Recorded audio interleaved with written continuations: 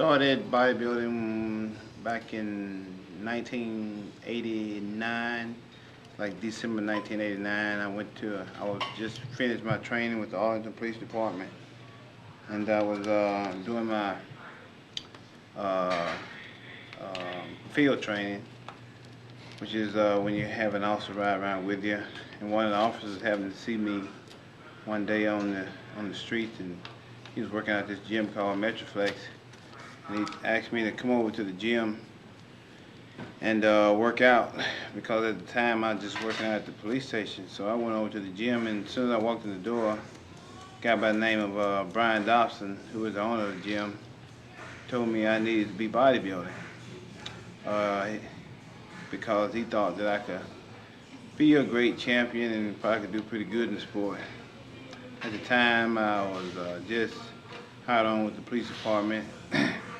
I didn't know too much about bodybuilding, and all I knew was they had to take steroids and pretty much, and had to go on a strict diet, and I didn't want to do either at the time. But Brian insisted and stayed consistently after me, asking me, every time I showed up at the gym to do a bodybuilding contest. I kind of still said no, but he told me that if he gave me a free membership, would I do it?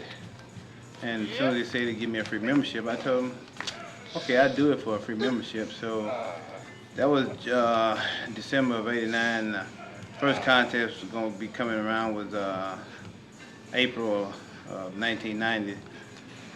So I started getting ready for this bodybuilding contest in January. And first show was, like I said, April of 1990, and pretty much won that show. And ever since then, I've been into the sport. But that's pretty much a real brief synopsis of how I got into the sport, though. First show I competed in was the AAU Amateur Mr. Texas, and it was a novice show. And back then, all the novice shows and most of the AAU shows, they went by height, and they didn't go by weight. So my height was 5'11", and they had what they call a short class, a medium class, and a tall class. Of course, with my height, I was in pretty much the tall class, which is the same thing in NPC, which would be the heavyweight class. And I won first place and overall in my first contest. The next show I competed in the following week was the NPC show, and it was on like April 14th, 1990, and it was called the NPC Metroplex Classic. And in that show I also won first place and overall. And from that time on, mostly all the shows I did after that were all in pretty much the NPC. I won Universe, 91 Mr. Universe. It was in Poland. It was the IFBB show. And they didn't have an overall. You just win your weight class, and all weight class winners turn pro. When I won the Universe, I was 212 pounds. My first pro show was in May of 1992. So that very next year was my first pro show. And didn't do too good. I placed 11th. Back then my weight was 212. Back then was almost 6-7 years ago. In between that time, I put on about a good 35 pounds of muscle. And my current weight is what I compete at now. My last contest was 255, which was the Mr. Olympia show contest. So I've progressed quite a bit along the way throughout the years.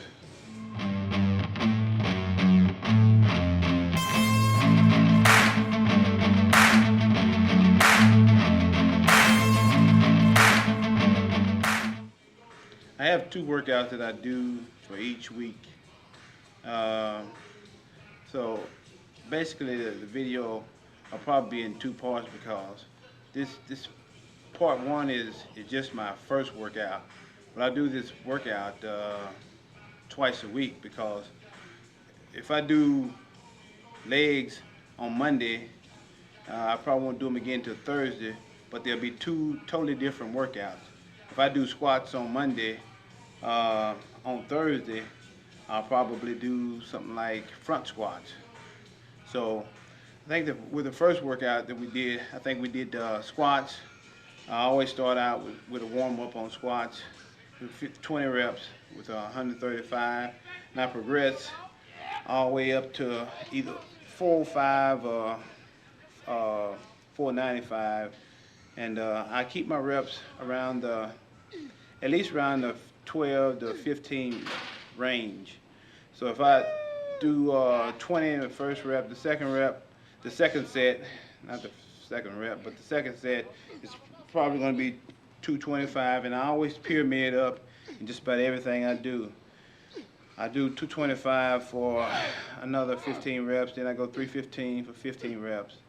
Then I'll probably go 405 for 12 to 15, depending on how I feel that day. I do either 12 reps or 15 reps. Immediately following that, normally I'll go probably to the hack squat after I do just the regular squat. And on hack squat, I'll just start out with 2 plates, and then everything is done in plates because I really don't know how much the weight is with the machine on hack squat. So I do 2 plates for like 15 reps, 3 plates, 15 reps, 4 plates, 12 to 15, and if I'm feeling good, I may go up to 5 plates for about the same 12 to 15 reps. And I really don't warm up on that because I feel like I'm pretty much warmed up already. So what I do is just go immediately into after my squats, I go immediately into 2 plates, and I count it as a set. When I'm finished with my hack squats, I normally go to leg extension. And here with leg extensions, I feel that just pretty much a sculpt and movement. Yeah, I mean, it's pretty much kind of hard to build your legs up doing leg extension because all you're pretty much doing is just pretty much just getting a good contraction when you extend your legs. So I always do a bunch of reps on leg extensions, and it's always been like 3 sets for 30 reps. Sometimes I might change it up. I may do 3 sets, and I might do what I call drop sets. Probably start out with 150 pounds for about 20 reps, then go to 110 pounds for about another 15 reps. Then I might drop it down to maybe 80 or 90. Again, here doing probably about 20 to 25 reps. But immediately after that, I always go to hamstrings. And basically for hamstring, I always do basically just 2 exercises. And on this day, I think we did leg curls, and I always do the standing leg curl. Basically, I do probably about 65 pounds or 55 pounds for 15 reps on each leg. I do 4 sets of those. I think I also did stiff-legged deadlift. I kind of like pyramid up on these. I probably start out with maybe 1 plate and go all the way up to 2 plates. I'm probably doing from like 12 to 15 reps on this also. And basically I just do like 4 sets. And normally that's pretty much it for a leg day.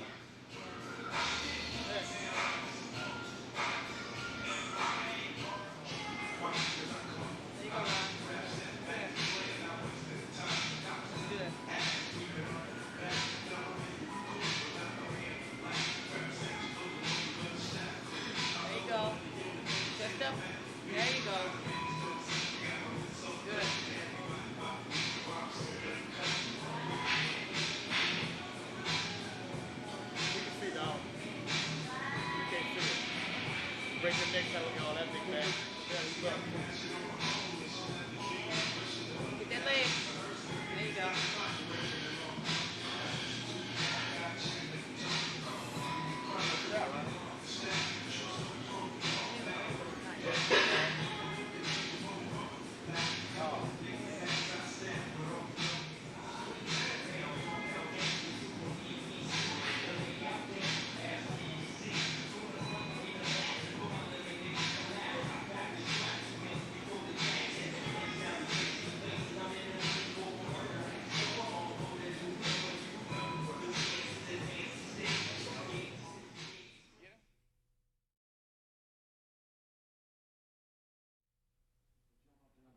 In the world, even if she loses today. Number 21, if she wins.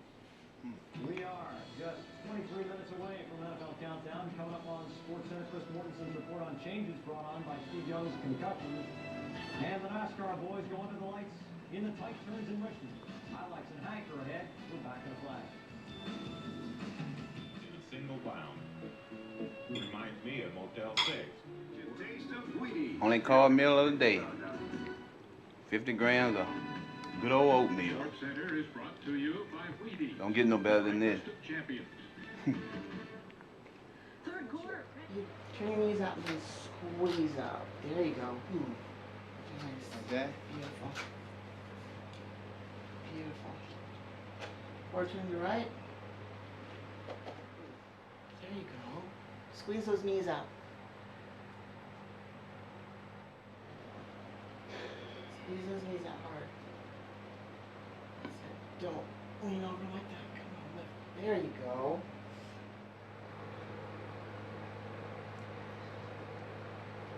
There you go. How about like this? Like That's this? it. Right there. Almost like you're tensing your butt back. There. Ooh. There you go. There you go. See that? Yeah. See that? Ooh, that's beautiful. And relax. Not to distribute your weight evenly like that. Put your weight here on this foot. Twist your knees out. Distribute your weight.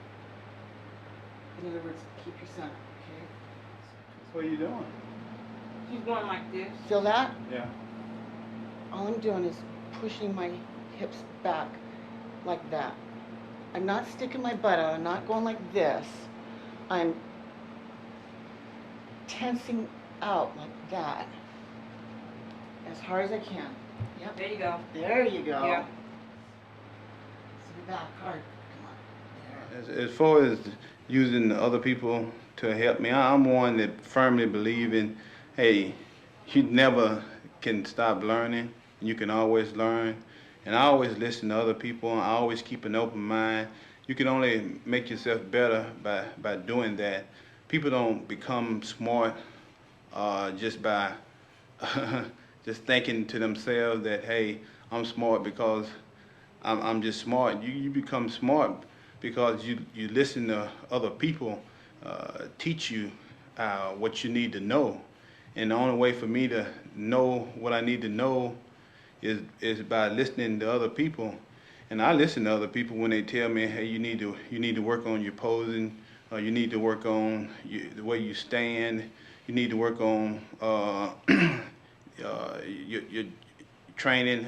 When I say that, like my calves, when people tell me, I need to get my calves big, I listen to all of that kind of stuff, and I go out and I put 100% in everything I do, because I figure like this: I'm not in this just to be doing something. I want to be the best at whatever I do, even if I don't win all the time.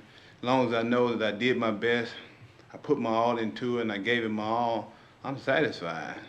So that's why when somebody tells me that, hey, you need to work on this, I always keep an open mind, and I go out and I work on it, and I try to become better at it.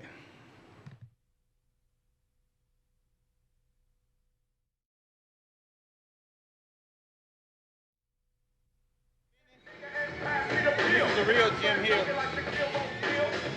No air conditioning, 100-degree heat, number weights, and music. Can you hang? Today we did Start out with bent over rows, and basically I always do pyramid up on this also. Start out with 135 pounds, do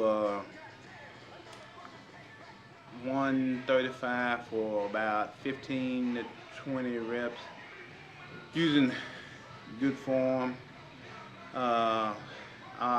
Next set is 225 for about 12 to 15 reps. Next two sets are probably going to be like 315 for about 12 reps on each one of those. And normally it all depends. If I feel good, I may go up to 4 or 5. But after this, went to one of my favorite exercises. We call them. They call it T-bar rows, but we call them like T-bar rows in the corner because we do a little bit something different from the standard T-bar row.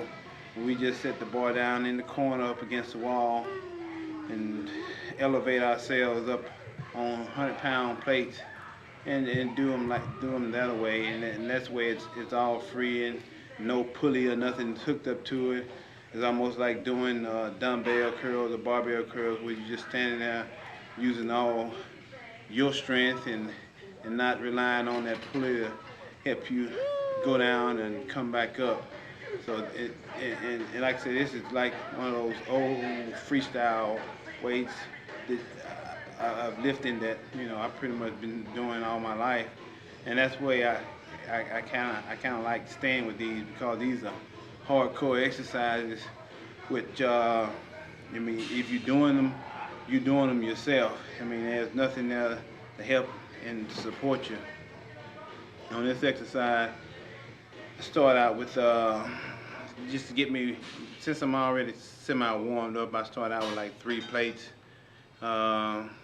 Did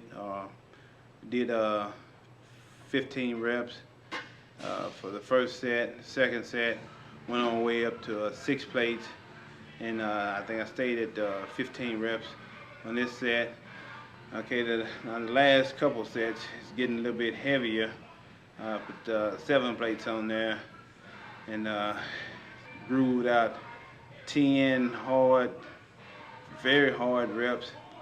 And on the last set here, I'm doing 8 plates for 8 hard, grueling reps. But still my form is good, and I'm still doing peak contractions when I go down and when I come back up. Now normally on this exercise I'm doing about 10 to 12, a little bit easier reps. But like I said, I'm still kind of in a depleted stage, and my body hadn't fully recovered, and it's not fully rested from the grueling trip that I've been on lately. So here I was only able to get 8 on this day, where I normally get at least 10 to 12. I mean, they're not real easy, but I can get 10 to 12 and not have as much problem as I did with doing just 8 reps. The next exercise we did just a regular rowing exercise, seated rows exercise. And here I always start out with about 200 pounds on this one and get at least 15 reps, 3 sets here. I'm doing like 3 sets of 15 with about 200 pounds. And normally, I may go up with our whole stack on this. But like I said, I'm still in a depleted state, so I just stayed at 200 and stayed around 12 to 15 reps, and finished that exercise up and went straight into pull down behind the neck. Here I'm also doing about 12 to 15 reps, 3 sets. Basically what I'm thinking about here is the feel when I pull down. I just want to feel a muscle contracted in my back and when I go all the way up, I want to get that full stretch on the muscle. And you know, you might say I'm trying to stretch it out as far as I can, and to get that back as wide as I possibly can. That'll pretty much do it for back. And basically, next I go straight into biceps. Uh, there's a myth on my biceps, and people think I work them all the time because they're 23 inches, but it's like one of those body parts that grows wild on everybody. And with me, it's always been my arms. No matter how much I work them, and no matter how less I work them, they're still gonna grow and they're still gonna be big. At one point in my life, I did get kind of carried away with the biceps, because you know that's all people will see when you're walking around. All the time you either got on a nice pair of jeans, or if you go into a club, a nice pair of slacks. Your arms are always pretty much uncovered, and that's the first thing that people always saw on me. And they always ask me, you know, how you get your arms so big, and why your arms so big, and the stupidest question I get is, do you work out? But as far as the arms go, you know, I don't train them like 5 times a week. I don't train them 3 times a week. I don't even train arms twice a week. If I'm lucky, I train arms once a week now. Arms, I start out, did 21s, did 3 sets of 21s. Here I'm thinking about the peak contraction. I'm thinking about full concentration of the bicep flexing when I go up and come down. Here again, thinking about pumping my arms up. That's why I do like 21 reps. It's real quick. It's real easy. It's a good exercise for the arms, because you're getting a good pump on your peaks of your biceps, and you know that's the most important part of your bicep, the peak. So I normally do like 3 sets of these, 21 reps, 7, 7, and 7, 7 on the top, 7 on the bottom, and 7 full. And my next exercise I go into, it's just pretty much the old dumbbell curl, seated dumbbell curl. It's been around forever. It's real simple. You just sitting. I'm just sitting, just doing the same thing I was doing when I was doing standing. I'm doing peak contractions, trying to feel that muscle as I curl it up there. I'm also concentrating on getting a real nice round peak on my on the bicep. I'm also trying to do slow and very controlled movements on this exercise. Here again, I'm probably doing about I do about 10 to 12 reps on this exercise. And again, you know, with me, I'm not really that concerned about trying to go real heavy here. As you see, I'm doing just 35 pounds. I'm not doing 60. I'm not doing 70. You know, it's not about how much weight I can do or nothing like that. So that's why I'm doing the 35 pounds. That's why I'm doing 10 to 12 reps. So once I finish these three sets, I go on to my favorite bicep movement, which I feel is the best peak builder in the world, and there's nothing else that pretty much compares with it. I exercise on the cable crossover. Instead of crossing over with the cable, I'm just standing there doing curls, bicep curls, just standing there. As you notice, as I do this, they're real slow and controlled movements.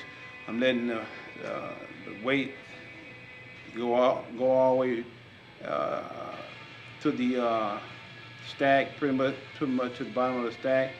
I'm fully extending my arms as I go down, and when I come up, I'm pretty much touching my ear or touching the side of my head as I come to.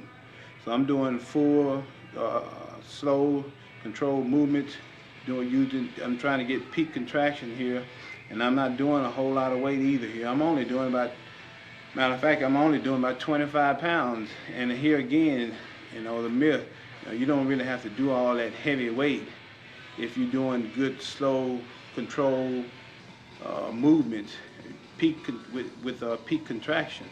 And that's the most important thing here, is not doing a lot of heavy weights for like 5 reps with bad form. It's doing a nice amount of weight, something that you can control, at least doing 10 to 12 reps with good slow movement and good contractions.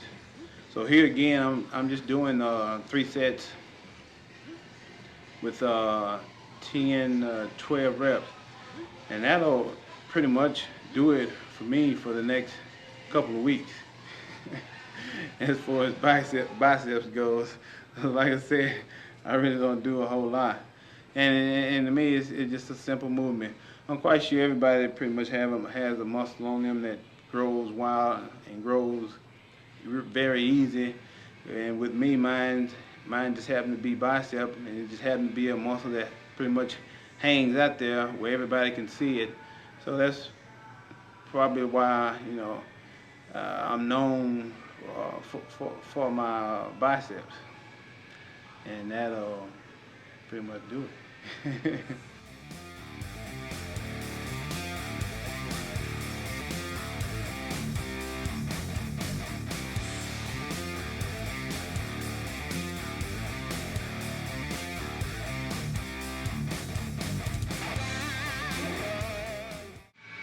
How they say on the cartoon, dip, dip, dip. That's all, folks.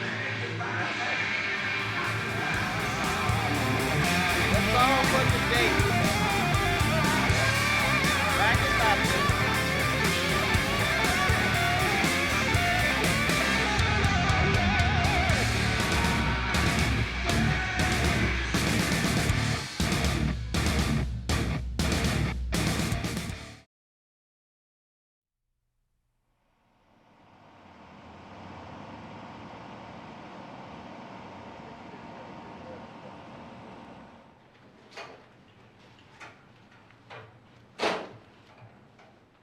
Shame I gotta wear this bulletproof vest.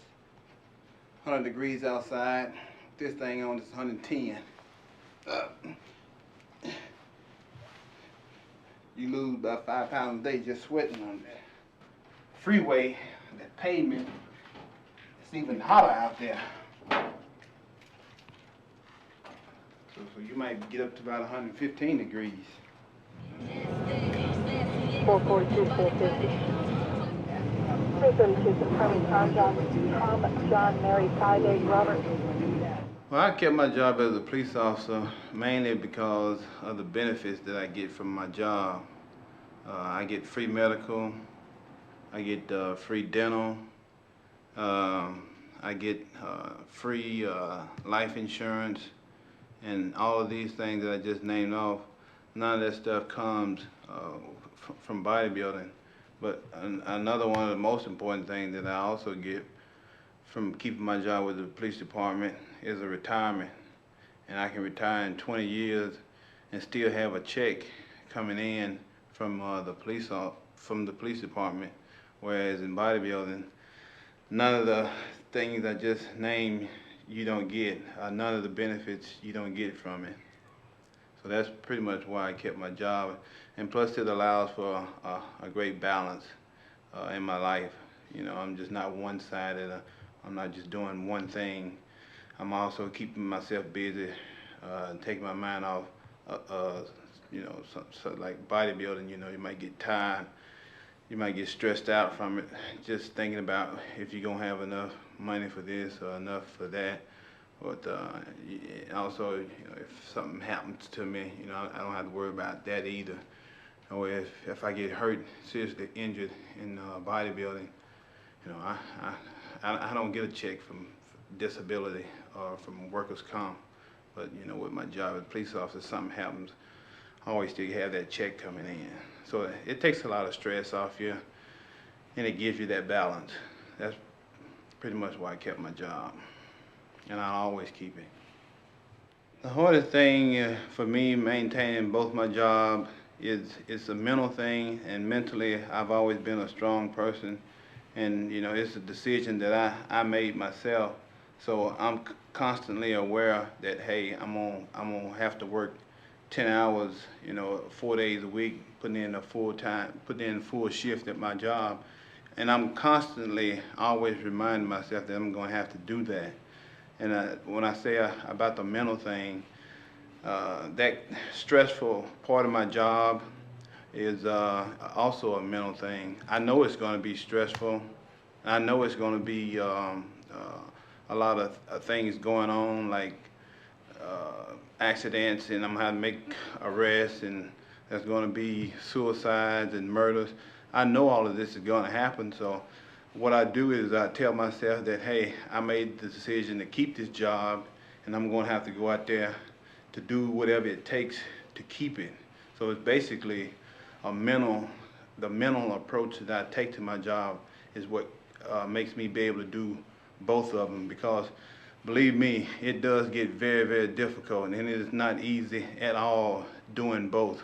But like I said, if you're mentally strong, which I believe I am, because I wouldn't be able to do both if I wasn't, then you could do both.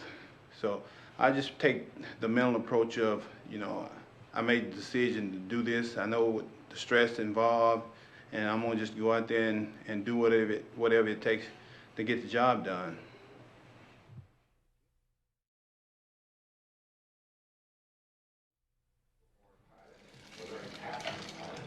Very much love what I do. And that's why I'm able to do it, because I'm willing to give that extra. Time for late night snack.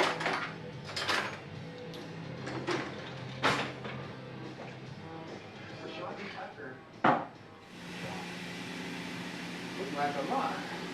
Put it on the scale.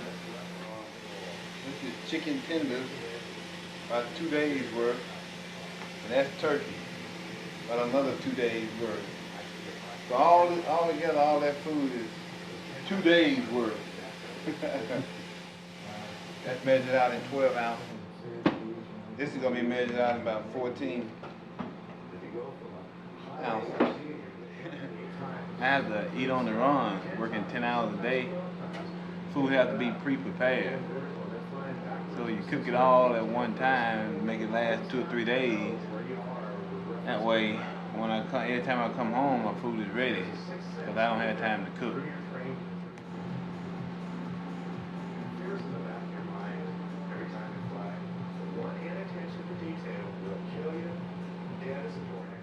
To live and walk his path, live his life according to his dreams. It's a 16. Well, one time on the chicken and 3 times on the turkey. Yep, 4 pounds a day. Plus another 8 for breakfast. 8 ounces for breakfast. So it's like 4.5, almost 5.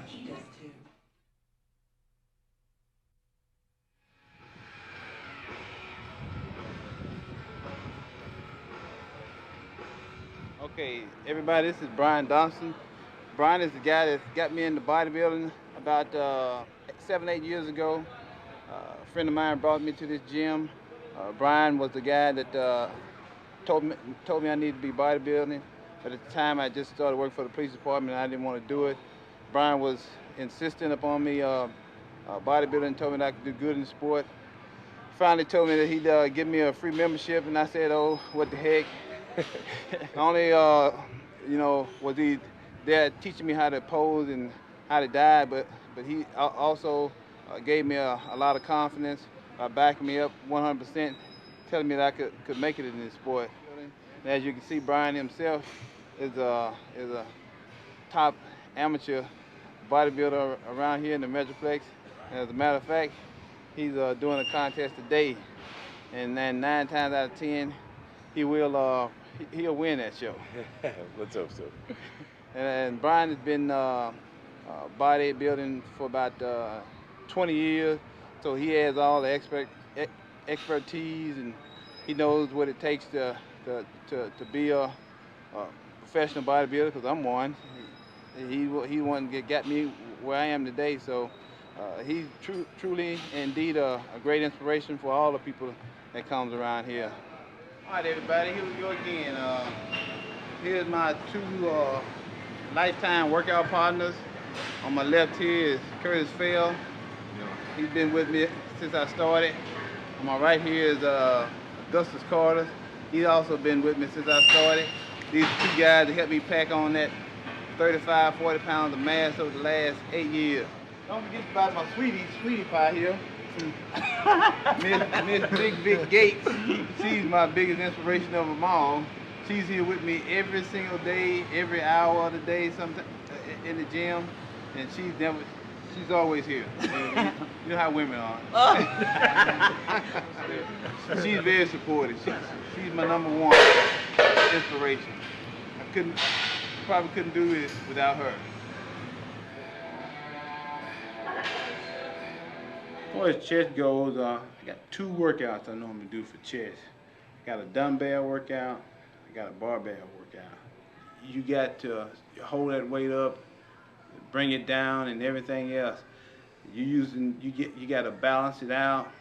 That pretty much what makes it so heavy.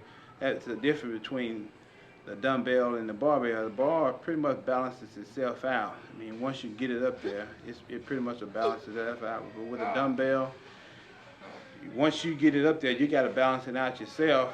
And while you're balancing out, that requires more strength, and that requires more muscle contraction from you. So I feel that this is another one of my secret workouts here. And incline it builds the upper chest. And for me, you know, I've always felt that I needed more upper chest. My first exercise I'm gonna do is incline dumbbell.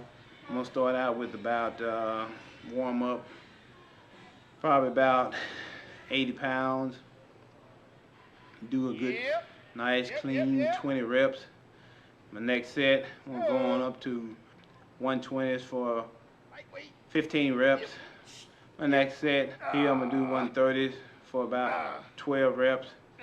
And the last one is gonna be 140 for about, same here, 10 to 12 reps. Once I finish this exercise, I got a pretty massive pump going here. So I'm gonna next go right into flat dumbbell bench. And here I'm not gonna do a warm up or anything. I'm gonna just go straight into 120. And I always do pretty much about 3 sets. I'm doing 120 for 15 reps. Next, I'm doing 130 for also 15 reps. The last set, I'm doing 140. It's probably at 12 reps here. And sometimes if I'm feeling real good, I may go up to 160. My next exercise is gonna be decline 120s for about 12 to 15 reps. And I'm gonna do like 3 sets of that. After that, I'm gonna move straight into flies. Here I'm gonna do 80 pounds for about 12 to 15 reps. I'm pretty much gonna do 3 sets here, do 80 for 12 on the first set. Second set, I'm gonna go on up to 90 and do 90 for about 10 reps. And third set is also gonna be 90 for about 10 reps here also. That'll pretty much be it for my chest. I move straight into shoulders. It's a lateral seated press machine. Start out doing 15 laterals, then move straight into the presses and do 15 there. And right here I'll do 3 sets of 15 and 15 on both of these. My next exercise, front raises. Here I'll probably do like 35 pounds. I do alternating, probably about 12 reps here. I try not to go higher than my head. Here I'm going to do 12 reps on each arm. I'm going to do 3 sets of that. Once I finish that, the next exercise I'm going to do raises with the barbell, 12 to 15 reps on all 3 sets. After I finish doing this, I'm going to go straight into triceps, with the first exercise being tricep push down. I'm going to be doing the first set, 20 reps, real lightweight, probably about 100 pounds. Also here, I pretty much use the same philosophy throughout all of my workout.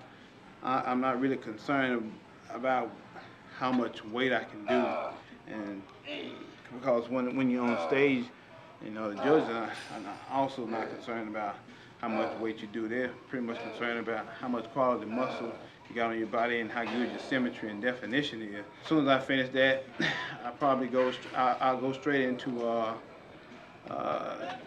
like a dip machine. I'm doing 2 plates here for 12 to 15 reps, 3 sets, slow and controlled movements again. As soon as I finish that, I'm going to be going into, we call them skull crushers, because it seems like you're going to crush a skull when you come down, but really they just called lying tricep extensions.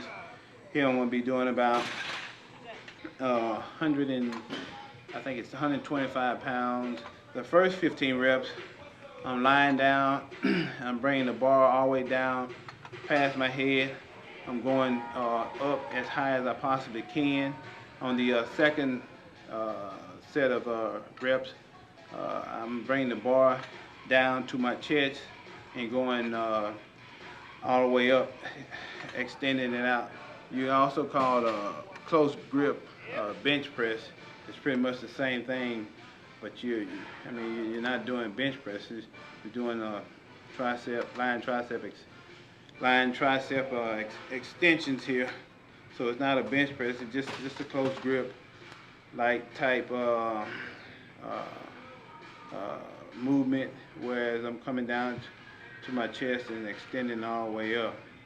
And pretty much after I finish this exercise, I do it the same way I do all exercises, slow control movements, trying to get peak contractions. I'm not using a whole lot of weight. I'm doing enough weight just where I can, feel the muscle and get a good movement, slow control movement, where I can get a good peak contraction on it. And once I finish this exercise, it's pretty much the end of the workout.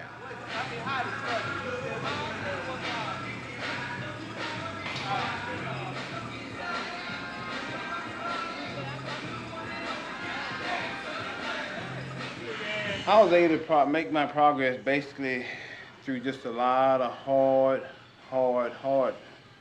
workouts. To be honest with you, there's nothing real complicated about putting on muscle mass. With me, I've always worked out hard and I've always been consistent. I think the key to me putting on as much size as I did had a lot to do with my diet. I didn't know growing up as a kid that protein built muscle. I actually didn't find this out until I started bodybuilding. The difference between now and back during my college days or when I was coming up, I ate a lot of pizza, hamburgers, french fries, and all those open calorie foods. I never got fat or anything, but I was always pretty muscular, but I wasn't in the process of building muscle because I didn't eat a lot of protein, which is what builds muscle. Once I found that out, and once I started bodybuilding, I pretty much increased my protein from like maybe 200 grams a day to about 500 grams a day. And also my workouts.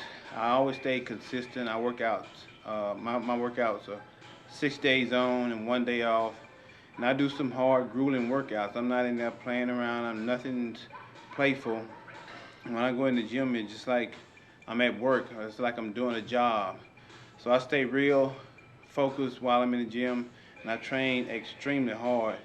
As far as my poundage goes, I mean, for me, 400 pounds on the bench, you know, for about 12 to 15 reps may be kind of heavy for somebody else, but for me, it's really not that heavy.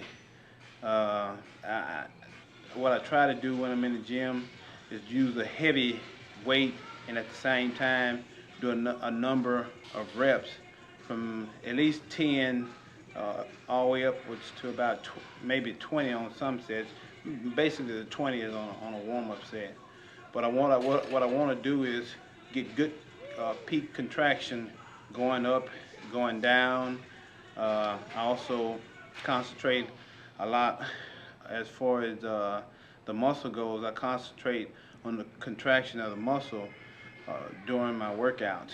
So I've always kept my weight heavy and my reps pretty high, and at the same time, I've always, you know, focused on contracting the muscle and making sure I feel what I'm working.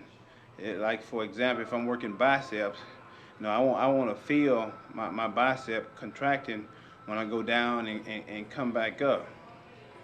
So that's pretty much has allowed me to be able to grow the muscle over the past 6, 7 years by just going in the gym, getting a good workout in, and also the diet, increasing my protein from like 200 grams to almost 500 grams a day.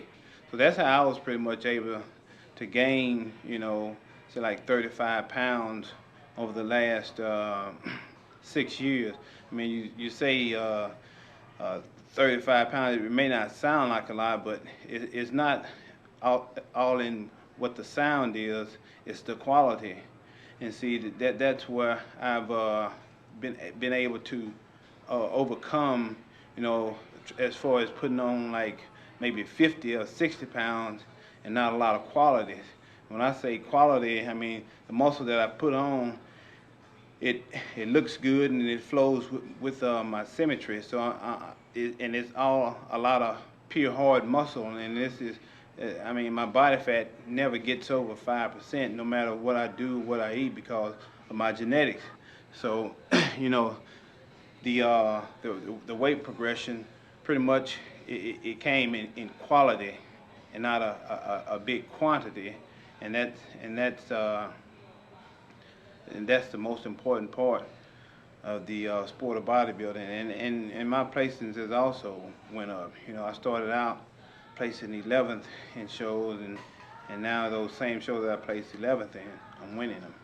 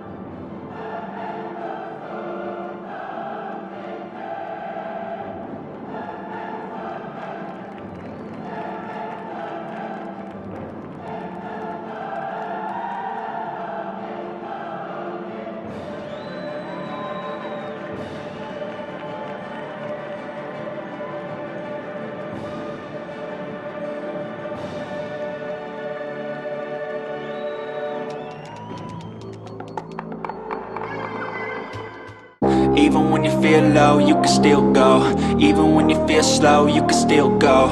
Even when there's no hope, you can still go. I never answer to no, man, I still go. Go, go, go, go, go, go, go, go, go, go, go, go, yo, go, go, go. Hustle hard, hustle every single day. I'll be making moves till I'm buried in my grave. To the system, I don't wanna be a slave. I've been doing shit my way, or the highway. And in the driveway is a nice range. Cause I grind through the climb, I invite pain. You'll never hear me, bitch, nah, I don't complain. Just gotta flip the switch and you can go and obtain anything you want, anything you need. Your mind's got the key ingredient, it's belief. They deceive with the negativity, but I just slide right by that energy. Even when you feel low, you can still go. Even when you feel slow, you can still go.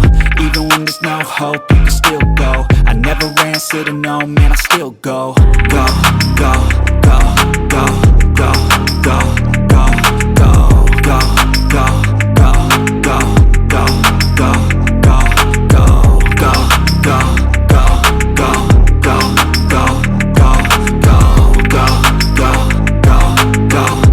go, go, go. You got a mind, but even that could change. You could flip the gray matter like some batter in your brain. That's why they say, fake it till you make it A. And if you play that game, then you just might make a change. Rearrange all the bad to okay. Take the worst thoughts saying, turn them to a game.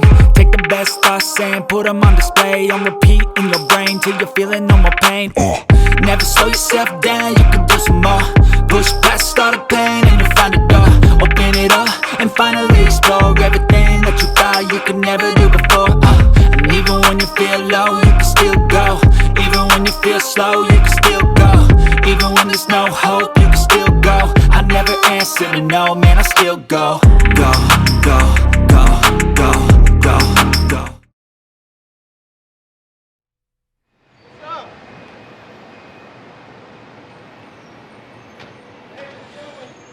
Yeah, Mr. Kevin Maroney, he's in the house. Yeah, baby. You my man? Yeah. Man, I was knocked out. What? Yeah, what's up, baby? Okay, my mom's sitting right here on the sofa. This is just has been. Everybody wondering where I get my genetics from. I definitely didn't get them from my dad. I got them straight from my mom. As you can tell, but she getting ready to go to work, so she ain't gonna probably hit no double bicep shot for me. I can give you one little bicep. And this is my sister, Tina Thomas. And we got one more family member, my brother, but he's not here. Tina's 20, how old are you? I'm 27. 27. I'm a registered nurse. She's a registered nurse.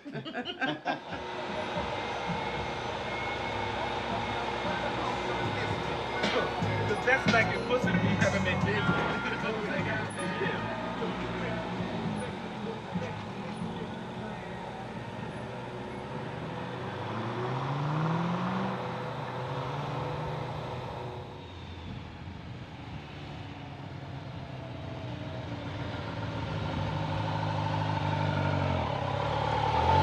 A lot of power. Just like me. Powerful. Okay, here's all my toys. Truck, motorcycle in the back, car in the front. Of course, you probably can't see the motorcycle because it's behind the car, but it's back there. The car is 5.7 liters, 345 horsepower, 175 top speed. Motorcycle is about 150 horsepower, top speed 180. And the truck is just a cruiser. Something to slow me down. And that's pretty much it.